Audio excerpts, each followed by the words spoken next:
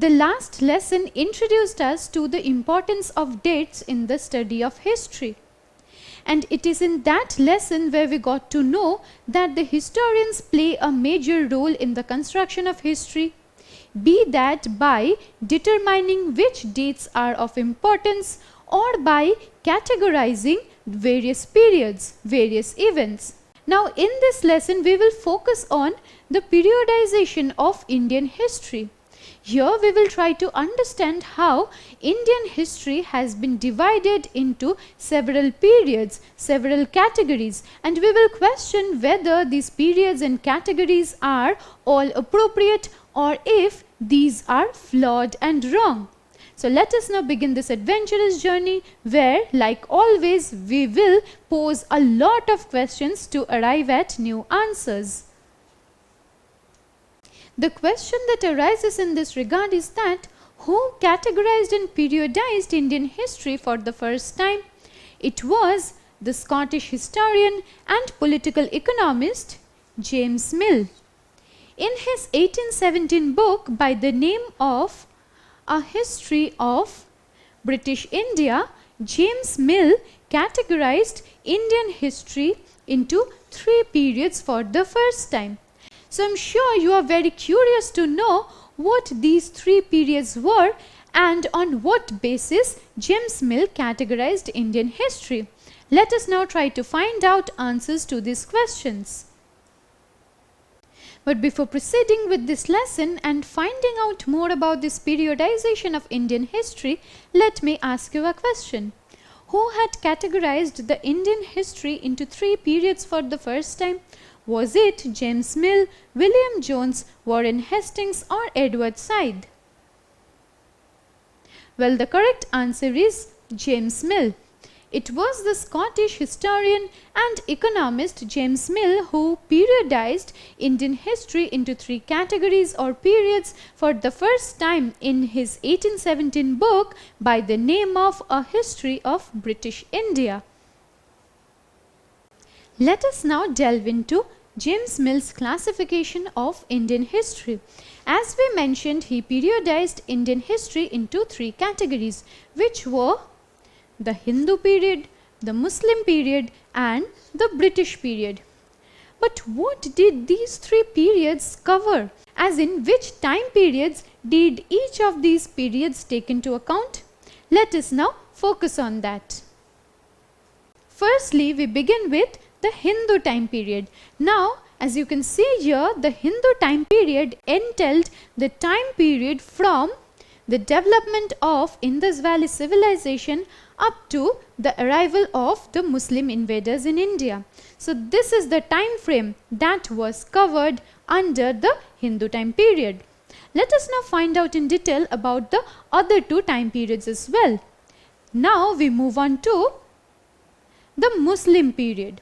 The Muslim period entailed the establishment of the Delhi Sultanate to the decline of the Mughal Empire.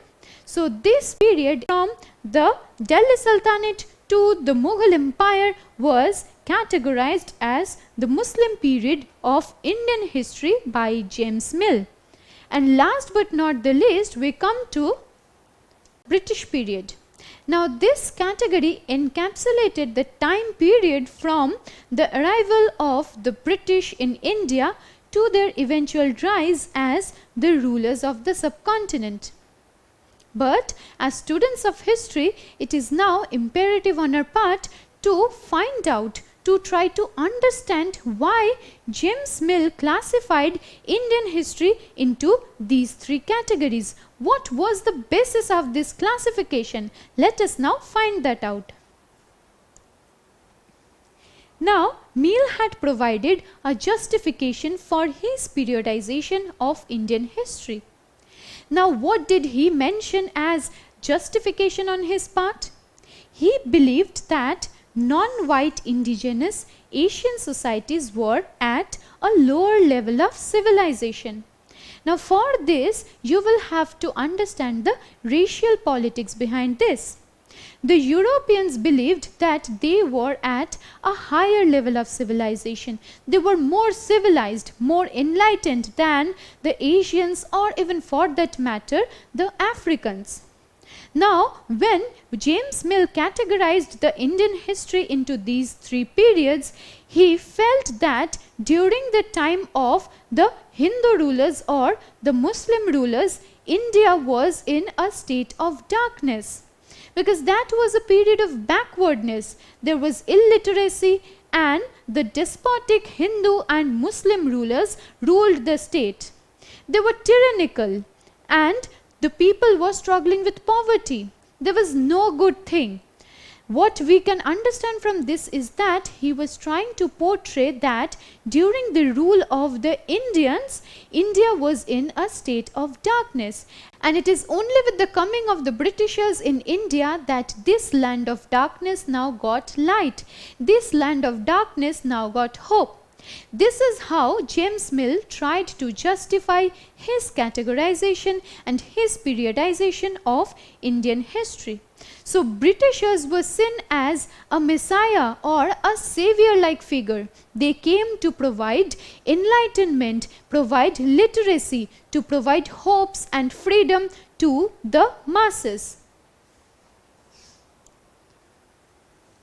Now, what we need to analyze and understand in this regard is the concept of the white man's burden. Now, the white man's burden is an idea or a concept that was established by the Britishers. What does this mean? This means that the Britishers tried to justify their rule that was meant to civilize and enlighten the Indians or non-white indigenous people. Now, through the 16th, 17th and even 18th centuries, the Britishers were colonizing different parts of the world. Now, in order to establish their own rule over different regions where they were alien, they had to justify their rule. They had to provide excuses as to why they were coming to rule those regions. As we said, as Europeans, the Britishers believed that they were a higher and a better race. They believed that they were at a higher level of civilization. They were more educated, more liberated, more literate than the Asians and the Africans. And it was their task, their responsibility, or their burden, as they put it, to civilize the savage, illiterate and uncouth masses. So this was the idea that was forwarded by the Britishers when they went on to controlling different regions of the world.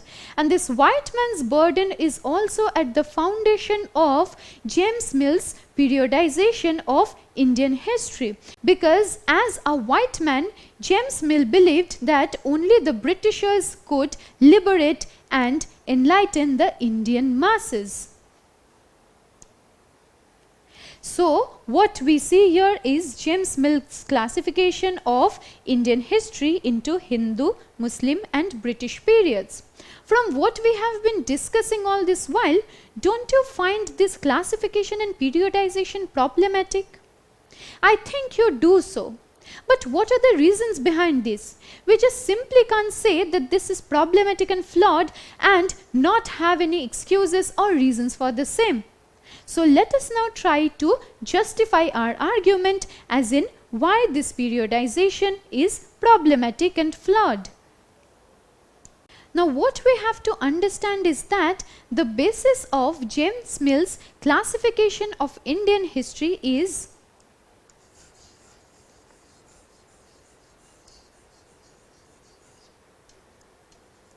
religion. By demarcating one period as Hindu, one period as Muslim, James Mill tried to mention that only Hindus lived in that period or only Muslims lived in that period of time. But is it possible? India has always been characterized by multi-ethnicity. People of different religions, different communities coexist in this country, and this has been prevalent since the ages. So it is very wrong to say that during the Hindu period only the Hindu rulers ruled the country. Because during the Hindu period, various other religions like Buddhism, Jainism, or even Sikhism existed in the subcontinent. Likewise, he categorized the Muslim period as the time from the establishment of the Delhi Sultanate to the decline of the Mughal Empire. But you must be knowing that during this time as well, the Hindu rulers were also ruling different parts of the subcontinent. The Sikhs were also ruling different parts of the subcontinent, and there were many other communities. Because during the rule of the Mughal Emperor Akbar, who was a Muslim by faith, there was Maharaja Rana Pratap who was ruling Mewar, and he was a Hindu by faith. So how can we say that during the Muslim period only Muslim rulers ruled the subcontinent? It is very wrong to say, which is why this periodization of Indian history on the basis of religion is very flawed. It is very problematic. It is not at all appropriate, because the coexistence of various religions has been witnessed by the subcontinent since ages. And even if we consider the British period, we will be seeing that various other independent states were also in power when the British rule was predominant in the country. So what we can understand from this is that no period of time, no long stretch of time can be categorized or characterized by only one religion, by only one rule. Now, many historians contested James Mill's classification of Indian history, and we know why. It was very problematic, which is why they came up with an alternative periodization of Indian history. And the new categories were ancient, medieval, and modern. So now it's imperative on our part to focus on these three categories and learn more about these. Many historians found this new categorization of Indian history into ancient, medieval, and modern flawed as well. Now you must be questioning, why was it so? Historians found problems with the James Mill's classification of Indian history, and now this new categorization was flawed. Why is it so? Firstly, we have to remember that Indian history cannot be broken down into very neat and coherent categories. Overlapping characteristics have always been present, and there have been several cross currents of different cultures, different religions intermingling throughout these ages. So it's not possible to have a particular ancient time, a particular medieval time, and a particular modern time in Indian history. And another very important point why this categorization is flawed is that this is also rooted in Western ideas. But how is this new categorization rooted in Western ideas? We have to understand the racial politics in this case as well. When we see that it is only during the modern times that enlightenment, hope, ideas of liberty, equality, fraternity, democracy, and many such radical ideas made their way to India, it invariably means that the ancient and the medieval times were periods of darkness. Those were times when people were not liberated, people were not literate. Now the modern time refers to the time when the Britishers came to India. So it means that it were only the Britishers who heralded change and development in the country. It were only the Britishers who brought development, who brought lots of new and radical ideas to the country. So the country has not been as developed as it became during the British rule. So this now explains how the Britishers were trying to put forth their Western ideas through this new categorization as well. So this is the reason why historians found problem with this categorization of Indian history into ancient, medieval, and modern periods. Now when we have to talk about the rule of the Britishers in India, many historians refer to this period as the colonial period. Now what does this word colonial mean? Let us now try to find that out. To understand what the word colonial means, we have to take into account the concept of colonization. Now through the 16th, 17th and 18th centuries, Britain along with many other European kingdoms and powers went out to different countries. They established their own rule in those countries. Now those countries became subjugated under the domination of the powerful European rule, which is why these countries now became colonized. Their culture, their religion, their ways of living now became supplanted by the British way of living, by the British way of seeing things. So this is referred to as colonization. This process of bringing under control different regions and establishing one's rule, influencing the culture of that subjugated country or that subjugated region, is known as colonization. Now we have learnt about the white man's burden.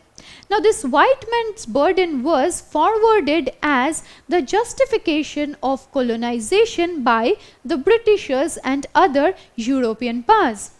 Because when they went to establish their rule in foreign lands, the people of those foreign lands saw the Europeans as alien. They had to provide well justifications as to why they were establishing their rule. And here the concept of white man's burden came into play. So they were saying that they wanted to civilize and tame and enlighten, and so the European powers were mentioning that they were in those new regions to civilize, to tame, to enlighten, to provide knowledge and betterment to the people of those backward places. So here what we need to take into account is that the British rule colonized the lands as well as the people of India. Because the Britishers' influence did not extend only over the political territory of India. They influenced the culture, the ways of living, the religion, the language of the people of the country. Now in our subsequent lesson, we will focus on how we get to know so much about the British colonial period. We have learnt that the British colonial period was the one when the Britishers had established their colonial rule over the country, and our subsequent lesson will be dedicated to tracing the various sources that provide us information on British colonial rule, and like always we will also question the information that we get from those sources instead of simply agreeing with those. Don't forget to subscribe to our channel and hit the bell icon. You can also register for free at deltastep.com or download the DeltaStep app to learn one-to-one with our amazing teachers, or to get access to all our 5,000 plus amazing videos as per your school syllabus. Master each topic with our adaptive practice technology. Get million-plus questions with step-by-step solutions and unlimited mock tests. Get all your doubts resolved instantly. Learn via games and win amazing prizes like PlayStations and iPads. So at DeltaStep, learning is not just fun and easy, it's rewarding too. So register for free now.